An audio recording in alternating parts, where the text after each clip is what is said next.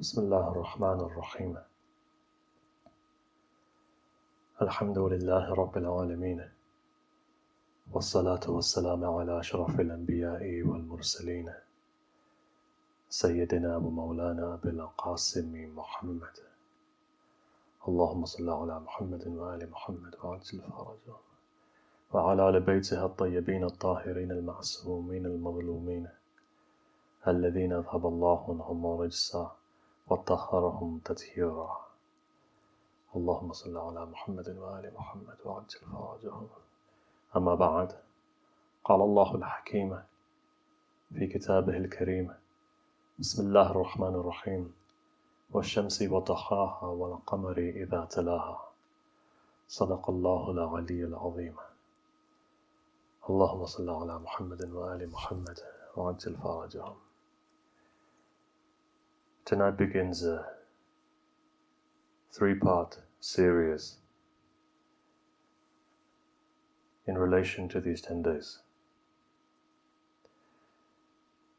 I'd like to begin by firstly acknowledging the Ja'fari Association of Victoria, who are hosting these particular majalis. And similarly, as these nights are going, to emphasize the fact that these nights and these days are the nights and days of Allah. They're an opportunity for each one of us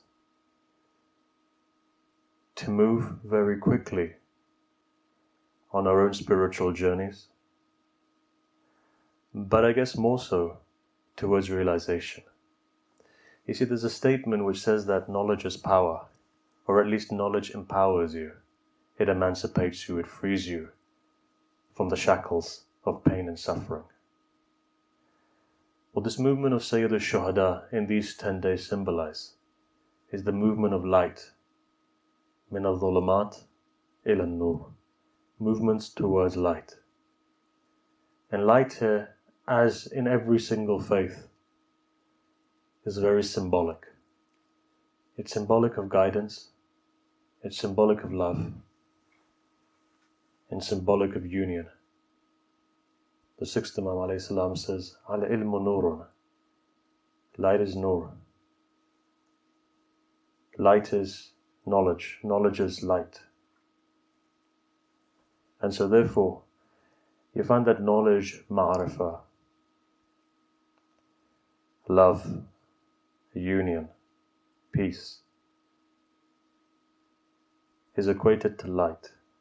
And so therefore, in the same way, darkness, separation, trial and tribulation, pain, suffering in this physical world is because of darkness. These 10 days are there for us to enhance that light, to enhance our connection of wilaya. And so therefore, in these 3 nights, let's go on a journey.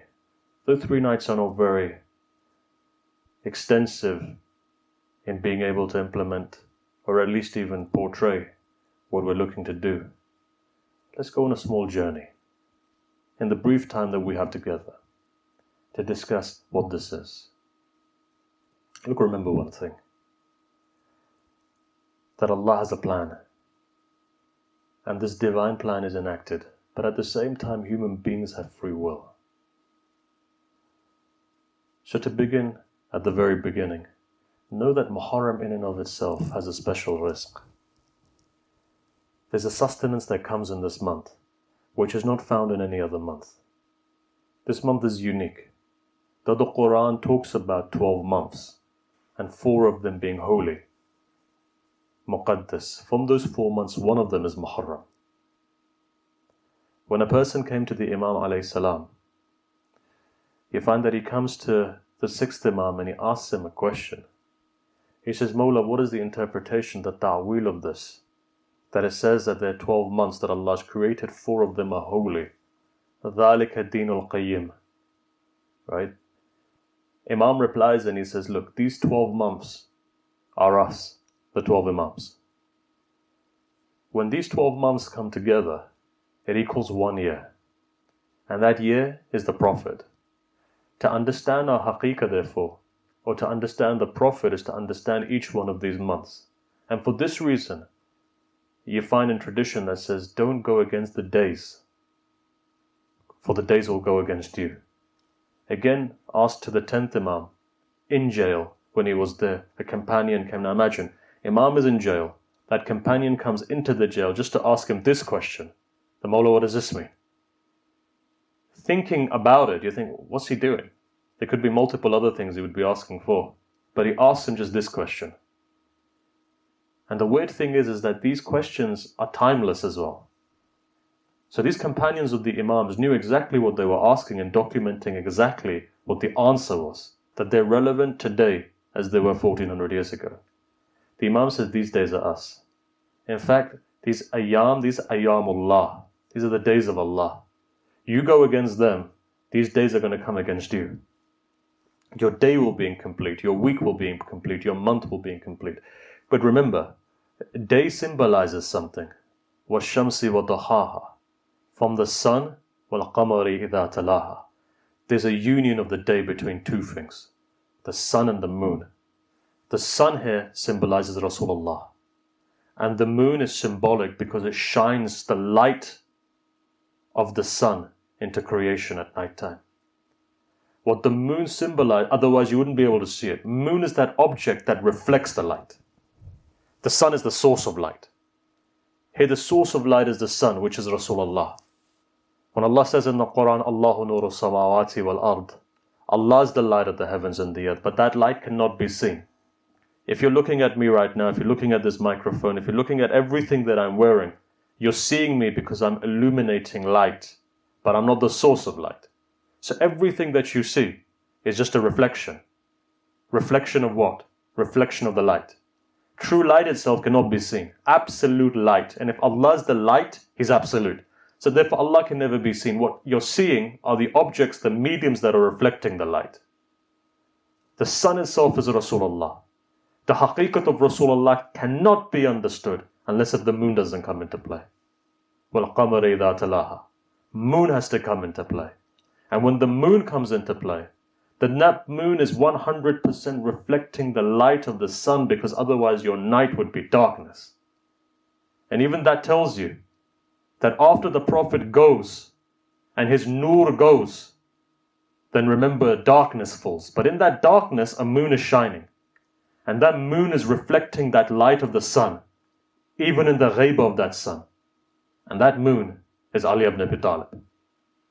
And so therefore, in these 10 nights, what you've got to understand is the mistaq of Allahu nuru samawati wal ard is this. مَثَلَ نُورِهِ كَمِشْكَاتٍ فِيهَا مِصْبَاحٌ الْمِصْبَاح فِي زُجَاجَةٍ. So what does that mean? When you can't come to comprehend God, Allah's given a mithal. Now here, He's telling you, you can't see me. Therefore, what I'm doing is I'm giving a example here. In fact, this light of Allah nuru samawati wal ard, مَثَلَ نُورِهِ كَمِشْكَاتٍ, connects on. So therefore it's like a niche. In that niche, there's a lantern. In that lantern, there's a glass. That's important because our traditions tell us, when we go back to the Ahlul Bayt and the way that Rasulullah says, إِنِّي تَارَكُمْ فِيكُمْ الثَّقَلَيْنِ كِتَابُ اللَّهِ وَإِتْرَةِ أَهْلِ بَيْتِ. The purpose Rasulullah says this is because without Ahlul Bayt, the Quran is not understood. And when you leave Ahlul Bayt, then you find extremism and fundamentalism. Today, you find that there's a group of people who have left Ahlul Bayt, and today you can see the carnage take place in Afghanistan. Taliban have learnt to do things from ISIS that they wouldn't have done 20, 30 years ago. What's taking place now? Women being enslaved, children's heads being chopped off. The same methodology of ISIS. Remember, Taliban are not Wahhabi, they're Deobandi. Or originally they were. But for them to use the methodology of ISIS means that they are going above and beyond their own methodologies, which means that they've gone to an extreme. Why does a person do that? A person only does that when they've lost the grip that Ahlul Bayt give them to ground them.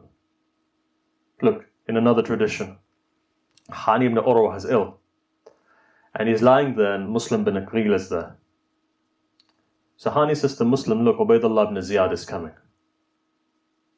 And because he's coming, I want you to hide behind the door, and when he comes in, kill him. Once we've killed him, that's it, is white. No Karbala is going to take place, no terror is going to take place, no loss of life is going to take place. Just one man. Ubaydullah ibn Ziyad walks in. He walks in and he leaves his guards outside, and the purpose of him coming is to... Hani was not a small person, though he was a Shia of the Imam. But there's some people who go beyond labels. Even the enemy has to come to them. If you look and see in the history, what do you see? Abu Sufyan and all of the kuffar of Mecca come to the door of Abu Talib, knowing full well that Abu Talib is patronizing the Prophet. But at the same time, they come to him because of the respect. So there's some people in the world who hold a position where they're of respect. And this is also fundamental to understand. It is important, therefore, in our society for there to be some people who go into the political or the social realm so that they can be that figure, that when there's an issue, people come to them. This is the job of Ayatollah Sistani today. If you look and see Ayatollah Sistani, he's in that position where it doesn't matter who they are. From one end of the spectrum to the other, you'll find that the Americans will write to him, and the Iranians will write to him, and others will write to him, and people who are Sunni and Shiite, etc. The purpose of that, because he's in that position. So there's some people who are in that position. To use a Persian term, and I know many people who are watching are Persian, he's a buzurg who's doing buzurgwari, to be precise. He's somebody who is of a status. He's an elder, you could say. There's not a definition like that in English. But when you find a person who's an elder, it doesn't necessarily mean they're elder in age. Sometimes they're elder in their character in such a way that people respect them, and they show their elderness, you could say. So similarly, Hani was one of them. Ubaydullah ibn Ziyad, as a man who's under 30, comes in. Hot-headed individual who comes in. Hani coughs. Muslim doesn't come out. Second time, third time, fourth time. And at that point, Ubaydullah ibn Ziyad realizes this, something is not right, so he quickly leaves. When he leaves, Hani says to Muslim bin Aqil, he says, look, I was coughing, I was giving you the sign, why didn't you kill him? He said, because I remembered a saying of the Prophet. The Prophet says Islam is against terrorism, terrorizing people. It's unfortunate today that an incident takes place in England which is a terrorist act, and people are not calling a spade a spade. They're saying, no, it wasn't a terrorist act, it was a lone. No, the definition of killing somebody in cold blood or terrorizing somebody is known as terrorism. Unfortunately, today is used for, and solely, to be honest, used for Islam, and now they've expanded it to far-right nationalism. And this is no reflection at the moment. I'm not talking about Australia. I'm talking about at least the United Kingdom, where I can say this very openly. The way that we're using this term is, at least in the United Kingdom, is not helpful, especially for Islamophobes. But anyhow, here the Prophet is teaching a methodology. You are not allowed to terrorize anyone, even if that may be your enemy. Why? Because Ubaydullah ibn Ziyad hadn't come as a warrior. So Islam says if somebody comes to your house, even if it's your enemy, you've got to treat him in an appropriate way. And Hani, at that point, was educated by Muslim. When Muslim said to him, look, him coming here is your guest. You have a responsibility, however evil that person may be. And as you remember, and as you'll know, that in Islamic culture, if a person comes to your house and takes refuge, even if he's your enemy, you can't arrest him, you can't kill him, and for as long as he's in your house. So in that respect, that happened. What does that tell us? That tells us today what's taking place in Afghanistan is the fact that they've left the pathway of Ahlul Bayt. The argument is, well, they were on the pathway of Ahlul Bayt. But the fact is, what Ahlul Bayt does, it grounds you. It stops you from going from one extreme to the other. Otherwise, the fact that they're picking up small girls from their houses. People have disappeared. A friend of mine recently said to me, it's been 4 weeks I've not been able to contact my father. And he's not a Shia, he's from the Sunni school of thought. So you can imagine, when something like this befalls a community, it doesn't look at one person or another. The entire community falls into disrepute. Therefore, be very careful. Remember, when you live in a community, one action, as a general rule, will never just impact a person. If today we have Islamophobia or xenophobia or anti-Semitism or whatever it is, because we live in a global village, an attack on one person effectively will have an attack on all people. Immediately you may not see the asrat, but over a period of time you'll see that any form, be it any form of bigotry, xenophobia, anti-Semitism, Islamophobia, will have an effect on the other communities as well. And there's a correlation that as anti-Semitism rises, Islamophobia rises, and vice versa. But look, that's not my discussion today. The main topic is this, to come back to line again. The main topic is this, for you to remember this, and remember this well, that these are the nights of revival. And what I mean by revival is to go back to the Nur of Allah. The sun is the Prophet. He's the misdaq of the Nur of Allah. You could say that the Dhuhur of the Nur of Allah is found here. And when the Prophet is not there, it is important to benefit from the light that is emitted by the moon. For when darkness falls, if you don't follow the light of the moon, you are encompassed, engulfed into darkness. These are what these 10 nights are symbolic of. The revival of the heart and the soul and the mind. To be able to think correctly without clouded vision. Because remember, what your mind gives you, and I'm not just talking about mind, I'm talking about aql.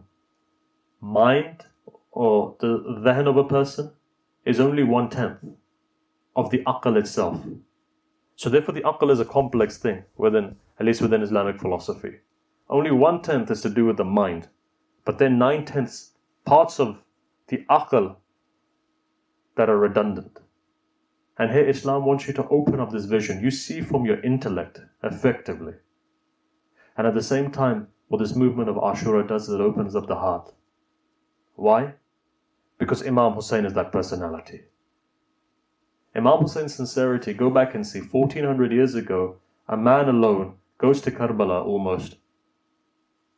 You find that his group of family and people don't number in the thousands. Everyone put together is a couple of hundred, right? If we take the women together, forget the 72 men who have died. If we take all the women and children as well, what's the maximum? 150, 200 people? The biggest superpower on earth, 30,000 men come together to quash the message. Allah personifies it. Even in that position, you find that 1400 years later, we're still commemorating. There's an energy which is there. The question is this. Imam Hussein said something in the way Ibrahim called the people to come to Hajj. Go back to the Quran and see. A period of time comes. Ibrahim is instructed with his son to go and make the Kaaba. He goes forward and he makes it with his son. Then Allah says, now call the world to come to Hajj. He says, Ya Allah, I'm just a person.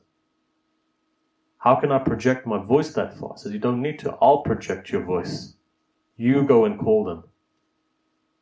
Today where Maqam Ibrahim is, he goes and he makes a calling. And that calling is timeless. Allah projects it. And you find that every single soul that comes into this world, if they say labbaik, you go to Hajj. This is why Ibrahim was known as Da'i Allah. Call the people to Hajj. To this day you find. And okay, fine. Some people may not have been to Hajj. It doesn't make you a bad person. The fact is Hajj is a tawfiq. Similarly you find, at the time of Asr, Sayyid al-Shuhada says something. Stands up and he says, Hal min nasir yansurana. Is there anyone to help me? Or help us? What is he trying to say? What is he trying to do there? Hussein doesn't need you. Our tradition says the Malak came. He says, I don't need you. Jinns came. It's not for you. Hussein doesn't need you. These words are for you. In fact, what he's effectively saying is this. He's flipped it around. You need my help.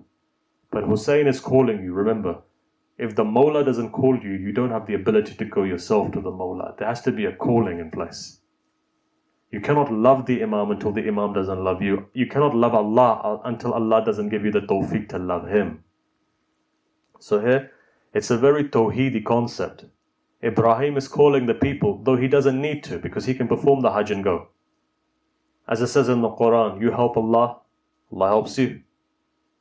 You give a loan, qarz to Allah, Allah repays you back tenfold. Does that mean Allah's poor that He needs you to help Him? No. This is a calling. It's for you to answer that calling. And this is why in the dua of Rajab, in the ziyarah of Rajab, what do you say? You say, Labbaik ya da'i Allah. That's what you're saying to Imam Hussein, because here da'i Allah, basically a person who gives invitation towards Allah. That's what these 10 nights are symbolic of. It's an invitation by God to the people. Come to us. Move to us. Come quickly towards us. It's a revival. And that's what's needed. In this, as the hadith says, Akhirul Zaman is a time of hayra, bewilderment. In this bewildered time, where truth and falsehood has become difficult to comprehend and to understand, where truth is mixed in with falsehood in such a way that you don't know, where relationships, human relationships are being destroyed. And look, we'll come to it in the next couple of nights why these are important. Because the first thing that Dajjal will do is to destroy relationships. Relationships between a husband and a wife. Relationships between a mother and a father and their children. Relationships between leaders. There's traditions on this that you'll start leaving your leaders with all of the best intention. If 7 billion people, forget 7, let's say 350 million Shias in the world get up and say, we're going to make our decision with great sincerity, keeping our Imam in front of us. That's 350 million different opinions. Leads to division. Therefore, we do have a system and setup. We have to make our decision, yes, with the Imam in front of us, making that decision. But we cannot ruin the hierarchy. Today, this is why we have what we have. Sometimes the decision is wrong as well. It is. Don't get me wrong. We make wrong decisions. But if you notice what the Imam says to Sheikh Mufid, it is that you continue to make your decisions and I'll continue to rectify your decisions. But when there's a disunity, with all sincerity, I can have 20 people sitting here, each one of them may feel that they know what's best. And lillah fillah, they will feel that yes, we all have the right, sincere agenda. But so many different ideas, you find it collapses. Why barakah's gone? Barakah lies in unity. If you picked a leader, let's say, this is why they say even when you go on a travel, when you travel, pick one person to be your leader. Let's say you're sitting in your Husseiniya today. There may be a leader that you've elected. Now look, I don't know the dynamics at all. I don't know what the politics is. I'm not delving into the politics just in case one side says, nothing's been said to me. I have no idea whatsoever. In fact, I've never actually had the opportunity to come to Australia, only because we've been elsewhere in the world. So I have no cognition of exactly what the politics is. But let's say for argument's sake, you've picked a leader of your mosque, your president. Now, whether you like him or not, I don't know. Inshallah, you love him. But over here, every center seems to have, at least in this Western hemisphere, this side of the world, as opposed to the East, be it in North America, be it in Europe, there's always a bit of tension. There's always a bit of two parties. But look, you've nominated your president, at least for the 3-4 years, for argument's sake. It becomes important for you to follow that leadership. And if there is anything that you disagree with, go through the right channels of disagreement. Now, why do I say this? The reason I say this is because the solution for things are not breaking and making another center. There's a place in the Northern Hemisphere. I'm not going to mention where it is. But there's been so many breaks that there have been so many centers upon centers. Now, why do I say this? Because when there's disunity in a community, barakah goes. And when barakah leaves you, tawfiq leaves you. When tawfiq leaves you, you find a community is lost. With all the best will in the world, you find yourself in a state of confusion. And this is what this zamane hayra is all about. But look, I'm not going to go into too much detail. And I've been told to speak no longer than 30 minutes. I'm looking at the time. I believe I've got 10 minutes or so before we conclude this discussion. So, just to come back to the point. The point is this, that this is the month of revival. And these 10 days are 10 days of the revival of the soul. It is when you reintroduce the nur. So what should you be doing? Look, I know you guys are in a lockdown at the moment. Or at least you're locked from other people coming in and perhaps people leaving. The rules at the moment are more stringent. Some of our friends in Australia, and both in Australia and New Zealand, both have commented on how stringent it is. And to be honest, you've done well. You had good policies. You prevented COVID-19 from spreading. So take comfort from that. Be happy with that. If you saw what we saw in places like London, that every day there were four janazas which were coming in. Our people who were giving burial and ghusl and kafan, they were broken, they were crying. After a month of continuous, you look at some of the graves of the Muslimin, the graveyards, packed, full. I was going up and down England, currently in Scotland at the moment, and you could see the graveyards, rows upon rows of people. So you've done much better, and Allah bless you for that. Keep it up. Just remember, life is very precious. But look, it's only just a little bit longer, and then you'll be open up as well to the world. We're back to normal again. So look, just remember this. These 10 days are 10 days of revival. It's a movement to go back to Hussein ibn Ali. Now, what does Imam Hussein symbolize? Look, I'm going to give you some things about Imam Hussein. There's 8 things about Imam Hussein that's specific. One of them is this, that the nasl of imamat, because of his sacrifice, comes from Imam Hussein. 9 imams follow from him because of one action of self-sacrifice that you notice that takes place in Karbala. Similarly, you cannot even understand the person of Hussein, but the way that we can understand him is through what's reflected in Hussein. One of them is this, turba of Imam Hussein. Imagine if that turba has so much power in it. Imagine what the person itself has.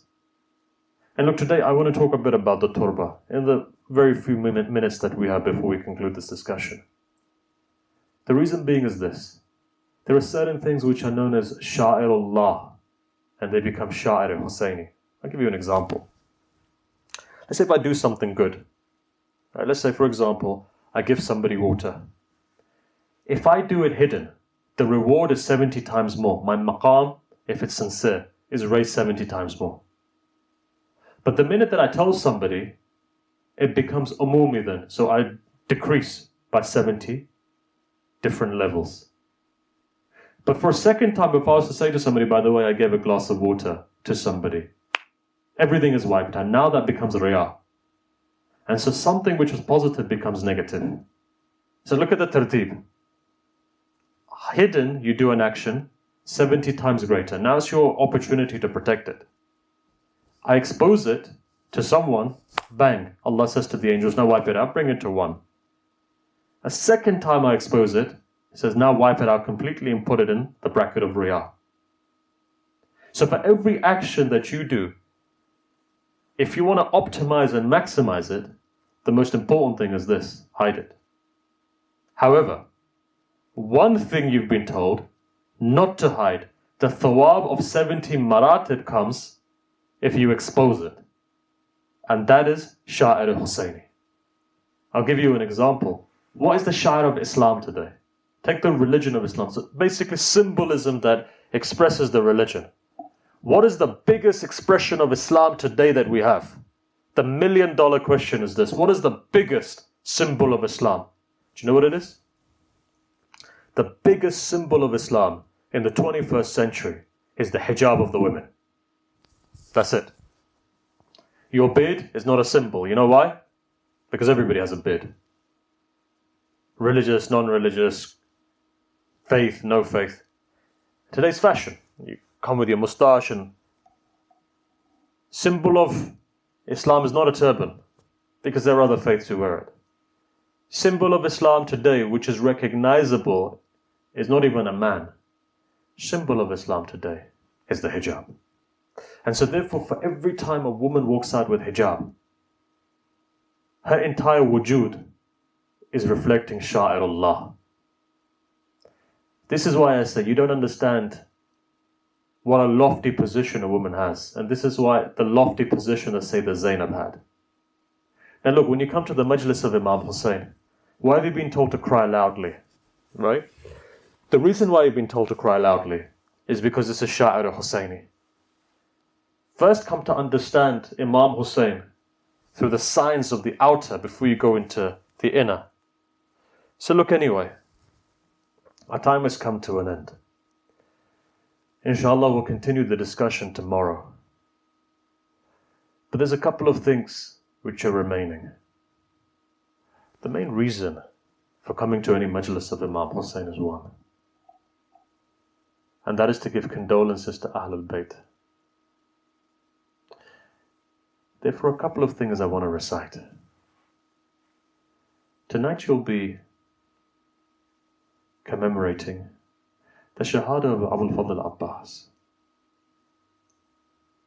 Look, it's difficult to cry yourself. This lockdown, one thing has really shown it's difficult to cry yourself, to mourn yourself. Just waiting for an opportunity for everyone to come together. And you know when they come together? Here at least in the Northern Hemisphere, we've been doing majalis after 1 year. And when we come together, you see the tears. You see the anguish. Why is that? Because human beings require other human beings to mourn. It used to make me think at the last year. How does your Imam feel? How does my Imam feel that today he has no one to go to, but he cries himself, and he mourns himself, and he recites himself, and today there's no one from the Shia to give him condolences. You know, yesterday an incident took place. A person's niece passed away. We were consoling him. He wanted people, as is human nature, to hug him, to put your hand behind his back, to let him know that everything is going to be okay. Human touch sometimes. Even the Imam itself is not a robot. It's a human being. No one to console him. Look, I know a lot of people have aqeedah on Abul Fadl Abbas. I know maybe a lot of mothers are coming. I know maybe a lot of wives who have not had children yet are coming because they want children. Every time when this night comes, I've noticed many people from other denominations, from the Sunni school of thought and others come because of the flag of Abul Fadl Abbas. I remember a time when we had our Sikh friends, Hindu friends would come because their mother and father had told them, sons, daughters, if ever a tragedy befalls you or a problem befalls you that's difficult for you to overcome, go under the flag of Abbas. Perhaps today the flag of Abbas will be raised. I want you to ask for your hajat on this night, because you're coming to the realm of Bab al-Hawa'ij. But at the same time, I want you to pray for other people, especially those poor people in Afghanistan today. Mazar-e-Sharif. Look at what Kabul today. How must our brothers and sisters in Afghanistan be feeling in this particular situation? But you know something? I can guarantee you that whatever they're feeling, they will be out for the sake of Imam Hussein. The beauty is such that this nation is not scared of losing blood when it comes to the Husseini message. And each one of you, I know for a fact, has still that labbaik in your heart for Imam Hussein. Now it's easy for us to say this, you sitting in Australia, me sitting here. It's very simple for me to say that. But I still remember Daesh in Iraq and the Shia nation coming from all over the world to commemorate the day of Hussein. Look, I'm only going to recite one thing and that's it. My time is up. But I'm going to recite one thing. Give your condolences, especially tonight. Because tonight, remember, Abbas is also the dua of Zahra. One tradition, that's it. So that you can understand. They say that there was a wa'iz. He was on the minbar in Karbala. He was reciting a musibah of Abbas. He turns around and he says, an arrow hit the eye of Abbas. Sheikh Yahya Yathribi was sitting under the minbar. He begins to cry. And he cried and he cried and he cried. That when the wise came down, he said, look, why did you recite this? Firstly, we don't even know if the hadith is correct. And secondly, I'm an old man. Why are you reciting this for? I can't take this. And perhaps it's incorrect. He says at night time when he went to sleep, he saw Abu al-Fadl Abbas come to him. He says, "O person, Yahya, Yathrabi, why did you stop my wa'is from reciting this?" He says, "Mawla, I don't know if the hadith is correct." Yahya Yathrabi says, "I don't know if the hadith is correct." Abu al-Fadl Abbas says, "The hadith is correct. The arrow did hit my eye.